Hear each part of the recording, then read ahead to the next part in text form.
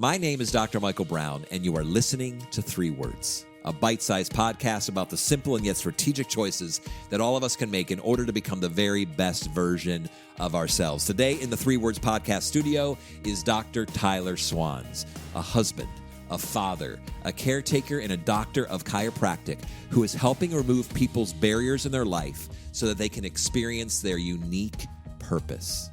He is my friend. He is a fellow life coach with me, and he offers a lot of insight today on these 3 words. Say it now. So often we delay that which we should say, both the positive thoughts, the affirming thoughts, the encouraging thoughts, as well as the hard and difficult and challenging thoughts. Why do we wait? Why do we delay? We talk about it today in this episode. Listen in. So I hadn't realized until just a few minutes ago that this is your first episode with me in the new 3 Words podcast studio. So yeah, it's impressive. Welcome to our space. It's really cool to have you back, Tyler. Obviously, we've had lots of great conversations, and today will be more of the same with these 3 words. Say it now. Say it now. Why does this resonate with you? You know, I think that very early in our relationship, just chatting, I even forget it was a team event because my office team oftentimes brings it up. They come to me now and they're like, hey, I remember we went to that event with Dr. Michael Brown, and he said, if you got something on your heart, you should tell that person now, or tell them within 24 hours. You got to say it to them within 24 hours. That's the challenge. And that's kind of like our company culture now. And I love that. I think it's been really healthy in the workplace for my team to be able to do that. But I think it definitely is something that applies inside the workplace, but definitely in my everyday life. Well, I agree with that because obviously this idea that we feel positive things towards people that go unsaid, we actually rob them of the joy of knowing how much they've blessed us or even the impact they're having positively in the lives of others. But I think even on the other hand, if we're having a hard relationship or there's difficulty or tension in a relationship, I would say the principle's still the same. It might be worth saying it, maybe not right now in the midst of anger or fury or frustration, but in the very near future. But typically we harbor things in our heart and our heads that should be expressed. And I think when we ponder the beauty and the brevity of life, as we've said before, the life being so short, why would we want to rob anybody of any amount of joy brought to their life by something that we could say to them? And maybe it's not even joy, but maybe it's an honest assessment, or maybe it is a declaration of who I am. Why would I rob anybody of 1 second of knowing truly who I am, or offering the opportunity for someone else to say it now to me so that I can more fully and more truly know them? Can I pause for just a moment in the middle of this episode to remind you that 3 Words Podcast is a gift to you. There is no fee, there's no charge to be able to listen and to engage in these conversations with us. Would you do us a favor, though? Would you subscribe to our YouTube channel? Would you follow us on 3 Words Podcast on any podcasting platform? And would you share it with a friend if you're encouraged by what you hear today? Now back to the episode. And not to be dramatic, but even in the last couple of weeks, we said goodbye to my grandmother. She was 93 and 3/4 years old, 34,470 days, in fact. I like to think about the number of days that people live. And it was interesting, Tyler, my father, her oldest son, actually shared at the Celebration of Life service as we were saying goodbye to my grandmother that he remembers vividly in her final conversation with him on the phone saying the last word she said to him was, "I love you." And he held that, and even his voice quivered as he shared about that with all of us. And then his challenge to us, even a few weeks ago at this Celebration of Life service, he said, don't ever let that phrase go unsaid because you never know when you're going to say goodbye to someone. So again, that's a little dramatic, a spin on this conversation. And yet I hear that I regret, right, not saying this to this person, or even why did I wait 30 years or 40 years to say the really positive things? Because it feels awkward, right? I mean, sometimes the real positive expressions of love, of affirmation, of pride, it feels almost coming off our tongue a little awkward. It feels a little vulnerable to even give that kind of compliment. But as well, to say the hard thing, how often have we held in the hard thing and we're not saying it, we're just harboring that bitterness, when we probably could just say it, resolve it, work through it, process through it, and then move on in our relationships. But we think to ourselves, I'll say it later. Mm-hmm. And I don't think you're over dramatizing it at all when you're talking about like losing someone. I think that's totally in line with the context of these three words. And when I was thinking about these three words, one of my friends, one of my very good friends, he lost his dad, and he's my age. He lost his dad 7 years ago, and it was a situation where he was taking over the family business, but nobody expects to just out of nowhere with no warning have a heart attack and never get to speak to that person ever again. So my friend was like trying to hack into his dad's computer, like figure out passwords. They didn't know bank account numbers. They didn't know anything, and they were trying to run this business. And I had shared that story with my own father, and my own father went in for shoulder surgery last year.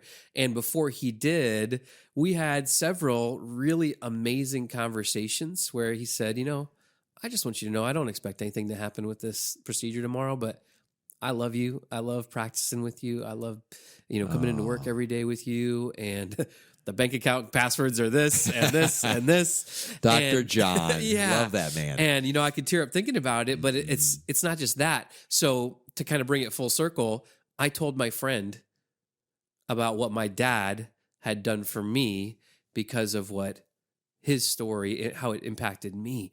So, and this guy, my really good friend, like he's not an emotional guy, and he was just waterworks. And he said, thanks for telling me that makes something that didn't make any sense, 7 years ago and still like doesn't make a lot of sense to him. Made it have a little bit of a purpose. Like, hey, because of my dad, like maybe Tyler and his dad could get off a little bit easier. Now, I presume those who are listening or watching today on our YouTube channel, this makes sense. Like, this isn't rocket science. Like, we're all probably thinking, this is something we should do. I'm just curious, and we've kind of hinted to it, and we've talked a little bit about this, but why aren't we doing this? Why within our culture are we not saying things now and expressing ourselves today and in the moment, verbalizing the things that we're thinking and feeling and experiencing? Like, what are those obstacles and barriers through your perspective?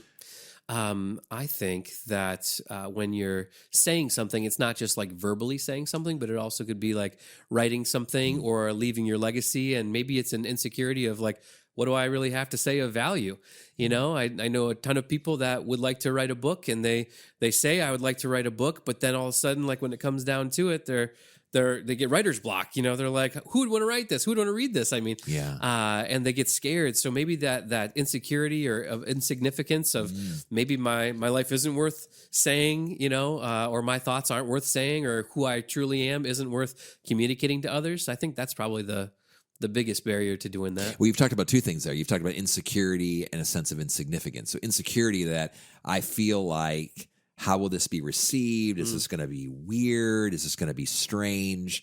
What if someone, particularly if I offer a compliment, what if they don't receive it as such? What if they feel like, whatever, right? And I've just been vulnerable. I've been transparent. I've taken that step. So if I'm not a full cup, if I'm not feeling whole, that a part of me, when I express that and I say it now, it might actually feel like a part of me is leaving and I'm not going to get anything back. But then even in significance, I mean, even as you talk about this, I think about the power of writing things down. I mean, you just said it plainly, is that there's things that I will want to say to my children, to my wife. Why not put it in writing today?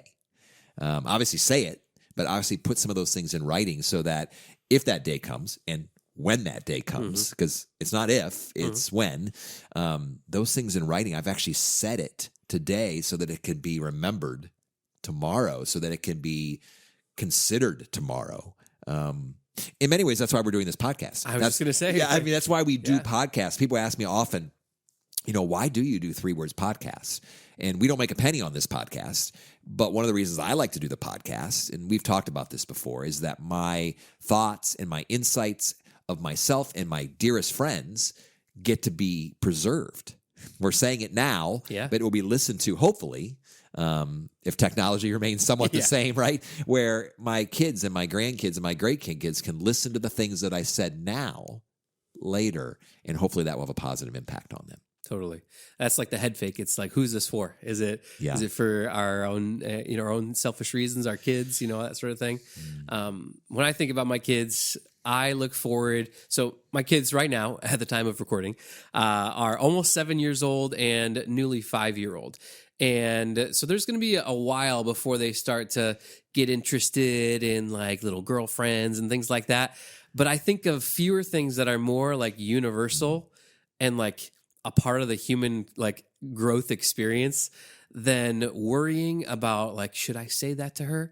Like, should I say that to him? Should I tell them who I truly am and how I, think about them and how they make me feel and how I think I love them? And, I just think back to me as like a nerdy junior high kid and thinking you were never "Man, nerdy, dude. There's picture evidence, but it's like you think back and I think to myself like, man, what would I have told myself when I was in junior high? And I know now I would have been like, dude, just tell her. Like, just tell her how you feel. Like, what's the worst she can say? Like, what is it about just growing older and gaining more experience that allows us, like, with so much confidence now to be like, just go tell them.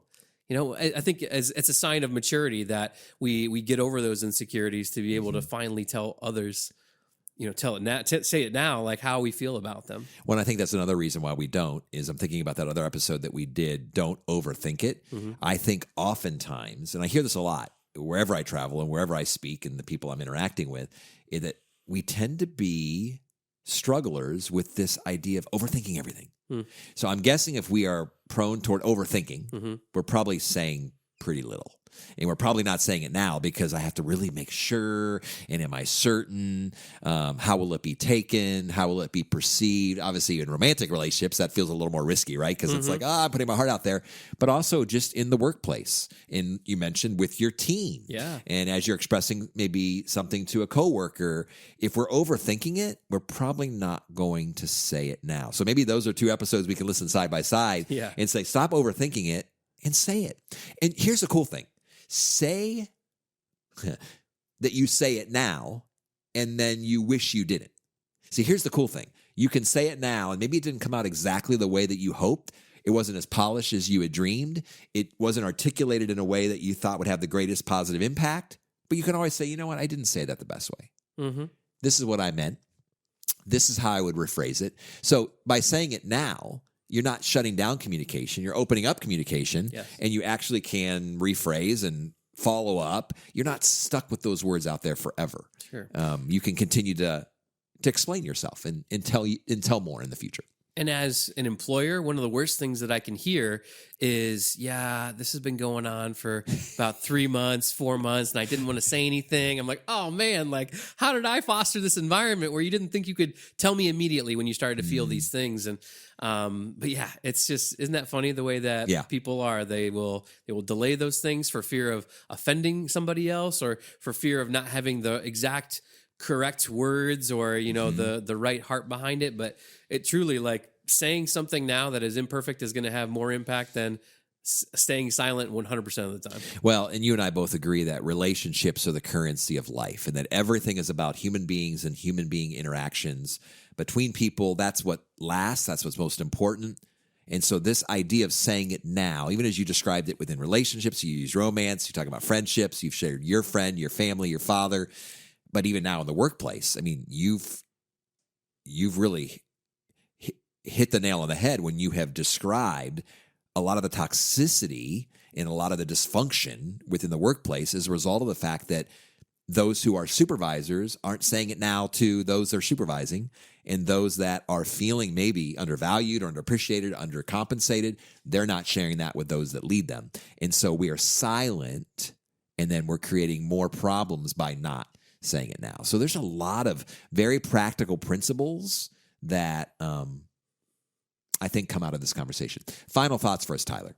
Well, I think you said it best that relationships are a currency. They're the currency of life. And if we think about love like we do money as a currency, if I had the chance to, as a 15-year-old, to invest just a little bit of money into a fund, an IRA, a Roth, whatever it might be, I would have done so, because the longer it's out there in that vehicle, the better it's going to do and the faster it's going to grow. And it's just only going to compound.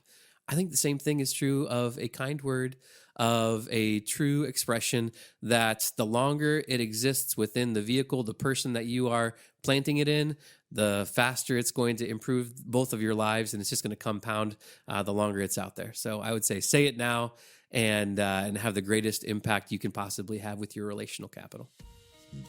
Well said, as always, Dr. Tyler Schwanz. Thanks for being with me today. For life coaching, consulting services, or to hire a keynote speaker, please visit dmbcoaching.com.